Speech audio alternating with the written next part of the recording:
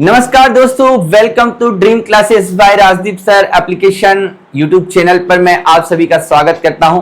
मैं हूं आपका अपना राजदीप रघुवंशी। आप सबके लिए मैं मध्य प्रदेश की सीरीज लेकर आया हूं जो आपके सभी के एग्जाम में सफलता दिलाने में सहायक होगी। बनना है यदि आपको मध्य प्रदेश में सरकारी अधिकारी, तो जुड़ जाइए आप राजदीप रघुवंशी के साथ इस ड्रीम क्लासेस के यूट्यूब चैनल और एप्लीकेशन के साथ और अपने भविष्य का निर्माण कीजिए। तो चलिए, हम मध्य प्रदेश को पढ़ रहे हैं और मध्य प्रदेश के जिलों के बारे में आज थोड़ा हम अध्ययन करते हैं और मध्य प्रदेश के संभाग के बारे में हम जानने का प्रयास करते हैं। तो आइए मेरे साथ जुड़िए। मध्य प्रदेश, और मध्य प्रदेश चूंकि आप सभी जानते हैं कि मध्य प्रदेश जिसे हम नदियों का मायका कहते हैं, जो भारत का दूसरा सबसे बड़ा राज्य है क्षेत्रफल की दृष्टि से, तो इस मध्य प्रदेश की वर्तमान स्थिति को हम अगर देखें तो मध्य प्रदेश में जिलों की संख्या अगर देखें तो वर्तमान की बात कर रहे हैं, तो वर्तमान में जिले जो हैं वो आपके हैं 55 जिले। कितने जिले हैं? 55। वर्तमान में जिलों की संख्या 55 है। और संभाग कितने हैं बेटा? तो संभाग है यहां पर 10 संभाग। तो हम यहां पर एक एक जिलों के बारे में हम आपको बताने का प्रयास करते हैं। संभाग वाइज जिले हम यहां पर समझते हैं। बहुत ध्यान से आप समझिएगा कि मध्य प्रदेश जो है, जब इसका पुनर्गठन किया गया तब मध्य प्रदेश के पुनर्गठन के समय मध्य प्रदेश में टोटल 43 जिले थे। कितने थे? 43। लेकिन बाद में एक वर्ष 1972 में फिर नए 2 जिले जोड़े गए, 45 हुए। 1998 में 16 नए जिले जोड़े गए, 61 जिले हुए। और 61 के बाद 1 नवंबर 2000 को विभाजन के बाद मध्य प्रदेश में जो है, शेष मध्य प्रदेश में मात्र 45 जिले आपके बच जाते हैं। तो अब हम आगे बढ़ते हैं और देखते हैं बहुत ही इंपॉर्टेंट आपके लिए मध्य प्रदेश की जिले। सबसे पहले एक संभाग देखें जो उत्तर में स्थित है, जिसको हम कहेंगे चंबल संभाग। और जो चंबल संभाग है, तो आप समझ रहे हैं चंबल संभाग यानी चंबल नदी यहां से बहती है, इसलिए इस संभाग का नाम चंबल संभाग है। और चंबल संभाग में 3 जिले आएंगे आपको, वो आएगा श्योपुर, मुरैना और भिंड। तो आप यहां पर देख रहे हैं कि मध्य प्रदेश के कुछ जिले यहां आपने देखिए, श्योपुर, मुरैना और भिंड। मध्य प्रदेश के मालवा आप देखते हैं, मालवा की पठार, इंदौर के पास जाना पाव की पहाड़ी से चंबल नदी निकलती है। और चंबल नदी ये बहती हुई जो है, ये मध्य प्रदेश और राजस्थान की सीमा बनाती हैं, इसलिए ये तीनों जिले से बहती है, इसलिए इस संभाग का नाम क्या रख दिया है यहां पर? चंबल संभाग रख दिया है। लेकिन इसका मुख्यालय जो है वो अभी ग्वालियर में है। आगे बढ़ते हैं। अगला जो संभाग है, बढ़िया, एक संभाग हुआ, अगला है ग्वालियर संभाग। और इस ग्वालियर संभाग की बात करें तो इस ग्वालियर संभाग में देखिए तो आता है सबसे पहले ग्वालियर, दतिया, शिवपुरी, ग्वालियर, दतिया, शिवपुरी, गुना और अशोकनगर। ग्वालियर, शिवपुरी, दतिया, गुना, अशोकनगर जो हैं ये आपके ग्वालियर संभाग में आते हैं। मध्य प्रदेश की राजधानी जो है भोपाल, भोपाल के पास राजगढ़, विदिशा, रायसेन और सीहोर। इन 5 जिलों को मिलाते हैं तो भोपाल संभाग बनता है। और आप देखते हैं कि हरदा, बैतूल और नर्मदापुरम इस संभाग को मिलाते हैं तो एक संभाग बनता है जिसको हम नर्मदापुरम संभाग कहते हैं। तो पहला चंबल, दूसरा ग्वालियर, तीसरा हमने यहां पर आपको बताया भोपाल संभाग, चौथा नर्मदापुरम संभाग। अब पढ़ना है पश्चिम के संभाग, जिनके अंतर्गत हम यहां पर देखेंगे पश्चिम में जो संभाग है उनमें इस तरह से देखिए, इंदौर संभाग है। इंदौर के साथ में, इंदौर में जो है वो धार, झाबुआ अलीराजपुर, बड़वानी, खरगोन, खंडवा और बुरहानपुर।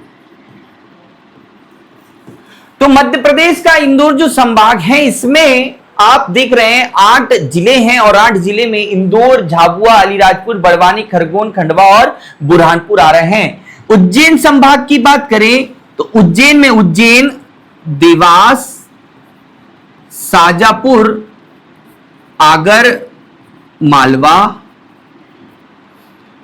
रतलाम, मंदसौर और नीमच आते हैं। तो उज्जैन संभाग की बात करें तो उज्जैन में आपके नीमच, मंदसौर, रतलाम, उज्जैन, शाजापुर, आगरमालवा, देवास है। और इंदौर संभाग में बात करें तो अलीराजपुर, झाबुआ, धार और इंदौर, बड़वानी, खरगोन, खंडवा और बुरहानपुर आते हैं। अब आते हैं ये 6 संभाग हुए, ठीक है।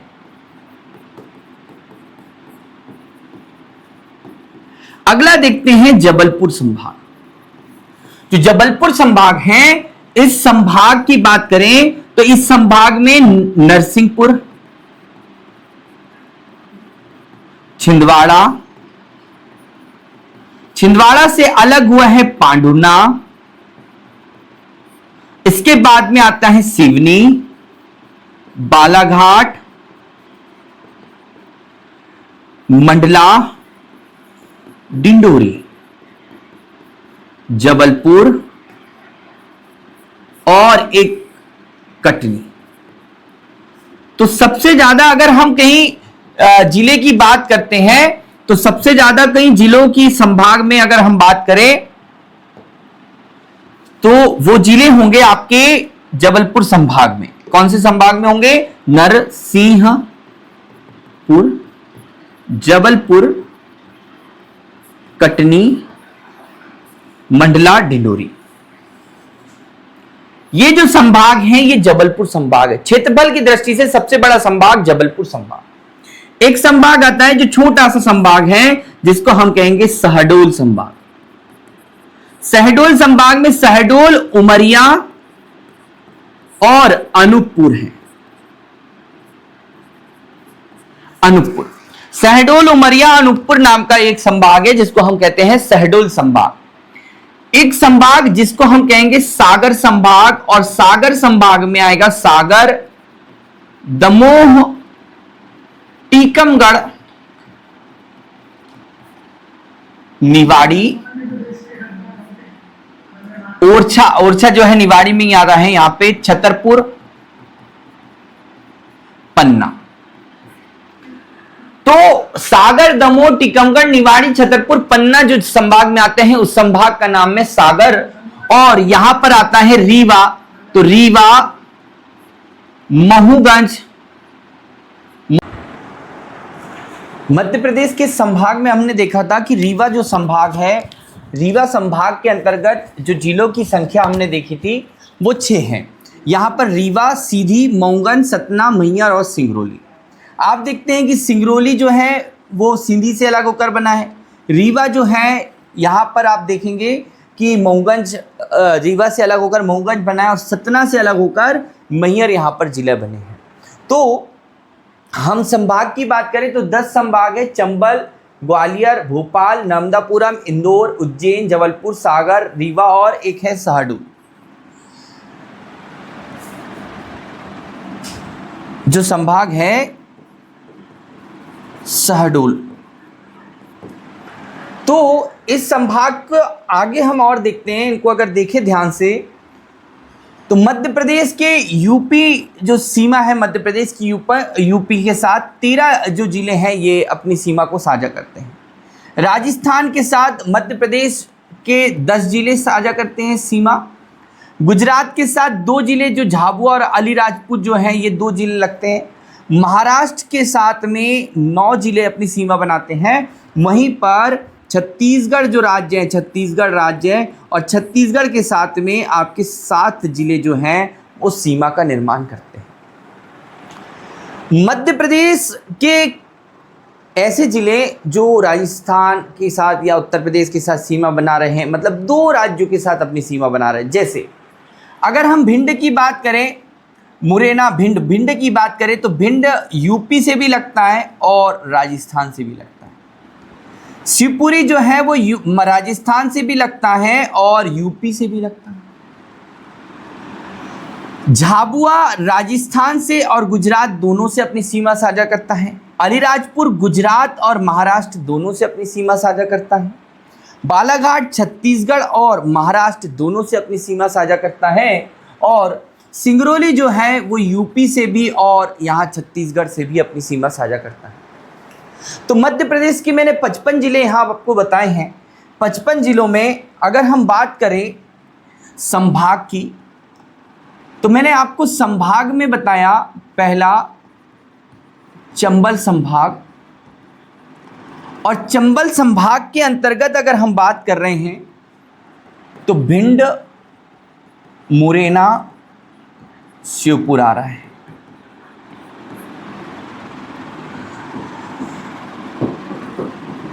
ग्वालियर संभाग की बात करें तो ग्वालियर संभाग में आ रहे हैं आपके 5 जिले, ग्वालियर,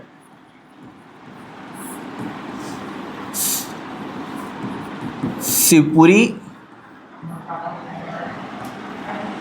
गुना, अशोकनगर, दतिया। अगला जो संभाग है भोपाल संभाग के बारे में अगर हम बात करते हैं तो भोपाल संभाग में आता है भोपाल, जो भारत मध्य प्रदेश की राजधानी है भोपाल, राजगढ़,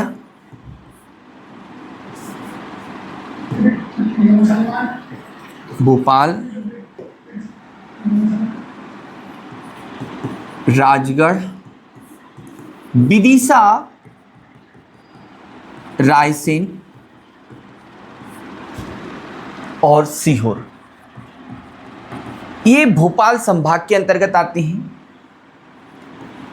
नर्मदापुरम संभाग की बात करें तो नर्मदापुरम संभाग जो है इसके अंतर्गत नर्मदापुरम आता है।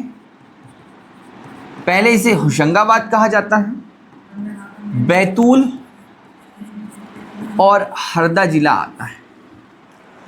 आगे देखिए इंदौर संभाग की बात करते हैं तो इंदौर संभाग के अंतर्गत 8 जिले आते हैं। इंदौर, धार, झाबुआ, अलीराजपुर, खरगोन, बड़वानी, बुरहानपुर और खंडवा। खंडवा से अलग होकर बुरहानपुर बना है, खरगोन से अलग होकर बड़वानी बना है और खंडवा से अलग होकर यहाँ पर आपका खरगोन भी बना है। खरगोन जो है यहाँ पर आप समझेंगे कि खंडवा जो है एक निमाड़ के नाम से जाना जाता था, तो इसको 2 भागों में बांटा, पूर्वी निमाड़, पश्चिमी निमाड़। पश्चिम निमाड़ माने खरगोन, पूर्वी निमाड़ माने खंडवा। खंडवा से अलग होकर 2003 में बुरहानपुर बन जाता है और आप देखते हैं कि 1998 के लगभग में आपका क्या बन जाता है, बड़वानी। चलिए आगे। इसके बाद में आपका आता है उज्जैन संभाग। उज्जैन संभाग, और जो उज्जैन संभाग है ये उज्जैन संभाग के अंतर्गत उज्जैन, देवास, शाजापुर, आगरमालवा, रतलाम, मंदसौर और नीमच है। तो उज्जैन संभाग के अंतर्गत जो है वो जिलों की संख्या यहां पर 8 है। इंदौर संभाग में 8 जिले हैं। आपके उज्जैन संभाग में 7 है।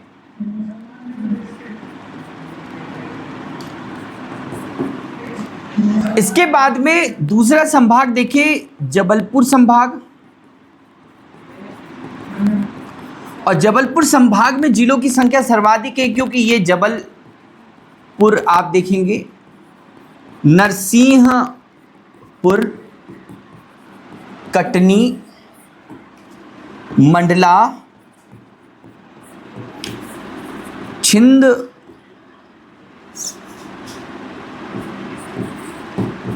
छिंदवाड़ा,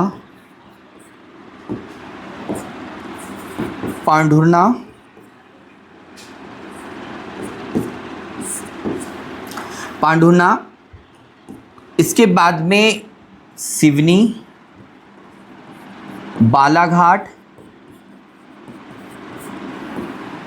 और आपका डिंडोरी।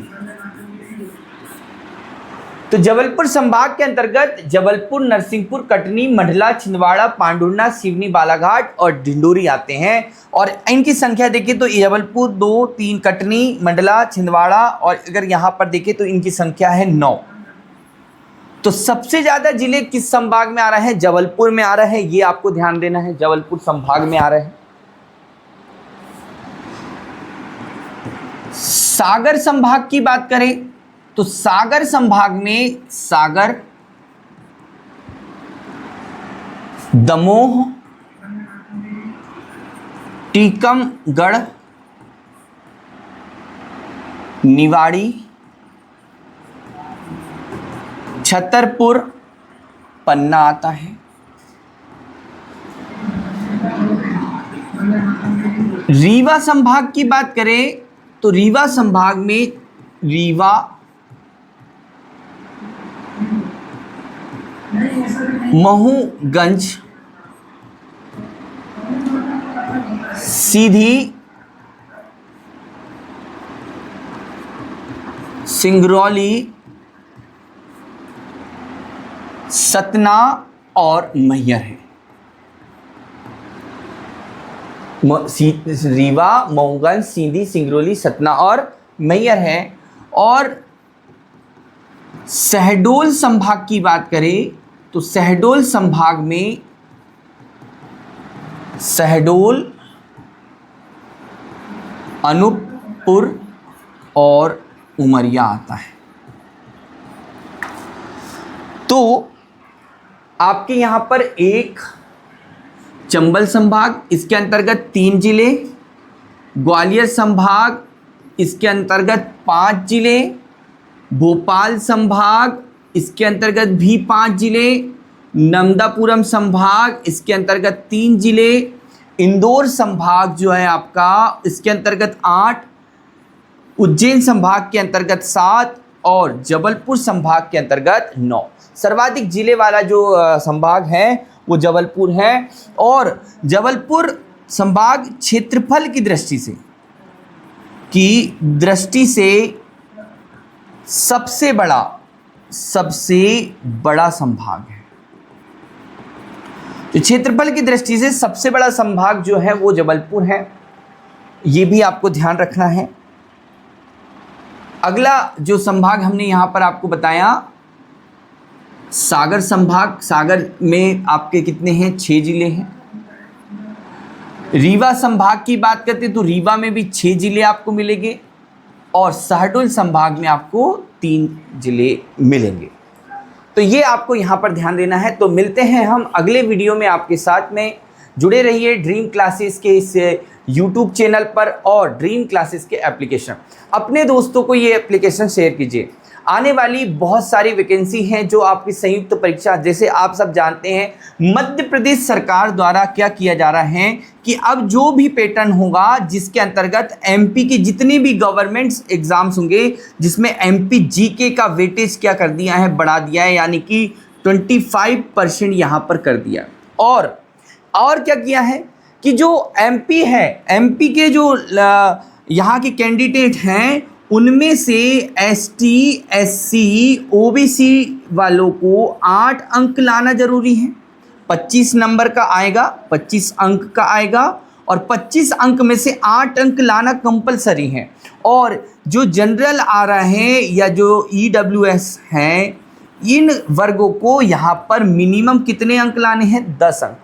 और जो मध्य प्रदेश राज्य से बाहर से जो कैंडिडेट होते हैं उन्हें यहाँ पर 10 अंक लेके आना होगा न्यूनतम, तब जाकर वो परीक्षा में क्या कर सकते हैं? उत्तीर्ण हो सकते हैं। तो यहाँ पर इनका कटाव भी, सब्जेक्टिव कटाव भी आपको यहाँ पर क्लियर करना है।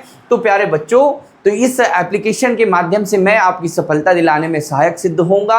आप अपने द्वारा अपने दोस्तों को ये एप्लीकेशन शेयर कीजिए, क्लास शेयर कीजिए और हमारी क्लास में बने रहिए। मिलते हैं अगले वीडियो में। कैसा लगा वीडियो आप कमेंट जरूर कीजिएगा। धन्यवाद, नमस्कार।